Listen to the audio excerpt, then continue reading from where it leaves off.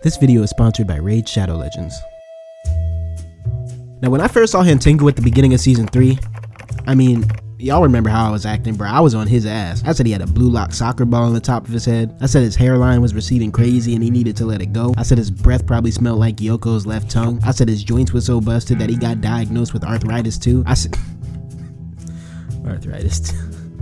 Nah, I'm playing. I barely even said any of that stuff. Honestly, I just needed another reason to fry hantengu real quick, but look, I don't know how many goddamn okie doke transformations this man hantengu got up his sleeve, but let this be the last time I gotta deal with this nigga splitting up or recombining himself back into a new transformation, because like, I'm not gonna lie, it was cool the first 17 times, but at this point, you're just spamming, bro. Like, you just making up forms as you go now, huh? Like, bro, I swear I haven't seen a villain go through this many transformations in one arc since Kid Buu in the Buu saga back in 95. In fact, since you like to transform on niggas so much, from here on out, your new name is gonna be Diet Buu.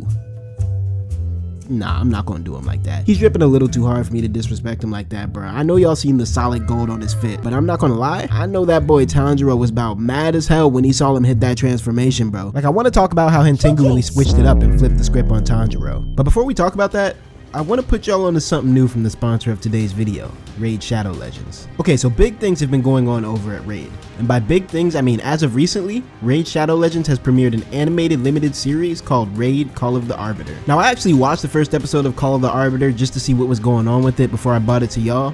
And I'm not gonna lie, that joint was actually heat. I wasn't really entirely sure what to expect going into Call of the Arbiter, but after watching the first episode, I was low-key genuinely surprised by how stunning the animation was. The animation style gave me like Arcane vibes in the sense that it had like this really cool but stylized 3D art style, and the story itself was actually really emotional and engaging as well. You can actually watch Raid Call of the Arbiter for yourself entirely free in the game. Episode 1 is out as we speak, and they'll be dropping new episodes every Thursday at 10 AM Eastern time until July 20th. On top of the Call of the Arbiter episodes, Raid is also releasing lore videos and behind the scenes content on YouTube for those of y'all that may be interested in taking an even deeper dive into the new stuff that Raid has to offer. The thing that's exciting about the Call of the Arbiter limited series is that it expands the lore of the Raid world in a way that it's never been expanded before. That means if you're already a fan of Raid, you'll get to learn the lore behind some of your favorite champions. And if you're new to Raid, now's probably the most exciting time to get in the mix, since the game is really doing a lot to flesh out its world building. To celebrate the release of Call of the Arbiter, Raid is adding a bunch of Call of the Arbiter related features to the game, including new champion bios to dig into, ranging from champions from the show like Gallic, Athel, Kale, Elaine, to fan favorites like Death Knight, Scylla the Drakes, and more. If you haven't started playing Raid, you can use the link in the description or the QR code on the screen to unlock in-game bonuses like the epic champion Knight Errant or other useful things. Personally, I would say there's no better time than now to play Raid, because everyone who logs into Raid for 7 days between now and July 24th will have the chance to get Artak, who's one of the 5 new characters from the show, as a playable legendary champion entirely for free. Installing Raid through my link or QR code would really help support the channel and keep the content coming, so if y'all could reach 50 installs of Raid, I would be really grateful towards y'all. And I mean, I know y'all can do it, so like,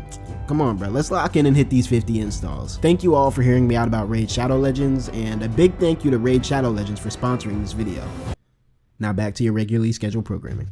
So the scene starts off with our boy Tanjiro locked in, blade to the back of Tiny Tengu's neck. Honestly, I thought this was it right here, bro. Like, I thought Tanjiro was really about to get hantengu up out of there, because look bro, we had already hit all the essential checkpoints for a Tanjiro victory. Flashback? Check. Side character sacrifice? Check. Bullshit power up? Check. $50 billion budget animation scene of Tanjiro frying his ops with a bunch of pink flames and sparkles and beautiful shit going everywhere? Check. Like, if we're going by normal Demon Slayer rules, all this alone should have been enough to grab the victory. Like, what else do we need? Someone to die? If that's the case, I'm not gonna lie, y'all can go ahead and grab Genya then, cause like, Genya, I love you bro, you're low-key my favorite character at this point, but I'm gonna keep it real. You eat your ops. That's not okay. Like, I feel like that's gotta be against the rules too. Like, does Ubu Yoshiki know about all the freakazoid shit you be doing, bro?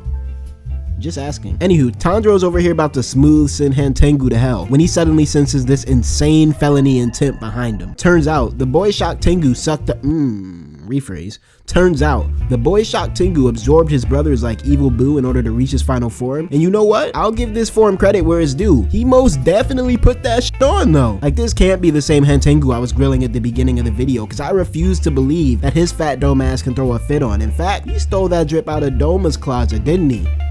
Thought he was slick with it too. Anyway, which one of y'all watching want to come clean and provide an explanation for why you decided to slide this nigga hantengu some Hashirama cells when we weren't looking? Because I don't care what you say, there's no reason this man hantengu should be coming hot off the spawn point randomly throwing around wood release dragons. Like, come on now. The power creep with these demons is low-key insane, bruh, because we went from bird claws and lightning that literally never hits his target to literal massive skyscraper-sized hydra dragons that can eviscerate you in a single bite. Like, I'm gonna be real with you, Tanjiro was definitely not ready for this level of smoke right now because those wood dragons were on his ass. Like, if Nezuko hadn't come to bail him out like she always does, his ass would have been a goner. And Genya,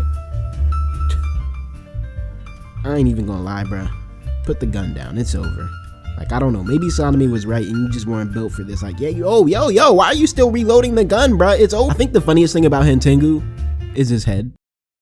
But the second funniest thing is definitely the fact that bro is the first anime villain I seen really hit the pro tag back with their same energy. Like, you wanna jump him? Bet, he's finna split up and jump that ass right back. You wanna try to ass pull a new power on him out of nowhere? Say that, he got an ass pull for you too. Like, I'm not gonna lie, the combined energy of his drip and his clap back low-key had me thinking the boy Drip Tengu was really about to be cold. Like, I was like, okay, we really witnessed this man hantengu come up out the gutter from rags to riches. I respect that. And then Drip Tengu opened his mouth, and within 5 seconds of him doing so, every ounce of respect I had for bro instantly evaporated from my body, because by golly, Drip Tengu might have just graced us with the worst villain philosophy speech I have ever heard in my life. Now look, I should have known the dude that literally has the word hater engraved on his tongue was going to spit nothing but straight negativity to the highest degree, but I don't think anything could have prepared me for the level of bullshit this man Drip Tengu started spitting, because no way he thought we were going to buy that "you guys are the true villains" ass speech, because it's like, bruh,